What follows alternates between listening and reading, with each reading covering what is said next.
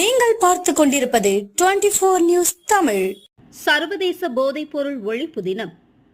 அரியலூர் மாவட்டம் சிறுவலூர் அரசு உயர்நிலைப் பள்ளியில் சர்வதேச போதைப்பொருள் ஒழிப்பு கடத்தலுக்கு எதிராக விழிப்புணர்வு தினம் பள்ளி தலைமை ஆசிரியர் முனைவர் சின்னதுரை அவர்கள் தலைமையில் நடைபெற்றது. நிகழ்ச்சியில் கலந்து கொண்ட பள்ளி மேலாண்மை குழு மண்டல கருத்தாளர் இலக்கிய அவர்கள் கலந்து கொண்டு பேசுகையில், போதைப் பொருட்கள் மனித சமூகத்திற்கு பல்வேறு தீங்குகளை விளைவிக்கின்றது. இது உடல் மற்றும் மனதளவில் மாற்றத்தை ஏற்படுத்தும். கல்லீரல், சிறுநீரகம், இதயம், நுரையீரல் தொடர்பான பல நோய்களுக்கு போதைப் பொருட்கள் பயன்பாடு காரணமாக உள்ளது.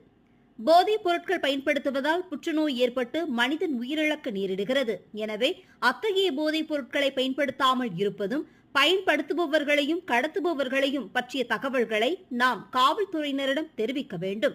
இதன் மூலம் போதைப் பொருட்கள் அற்ற தமிழகம் உருவாவதை பள்ளி மாணவர்களாகிய நாம் உறுதிப்படுத்த வேண்டும் என்றார். நிகழ்ச்சியில் ஆசிரியர்கள் செந்தமிழ்ச்செல்வி, தனலட்சுமி, அந்தோணிசாமி, பாலமுருகன், அபிராமி, ஆய்வக உதவியாளர் மணிகண்டன் உள்ளிட்டோர் கலந்து கொண்டனர்.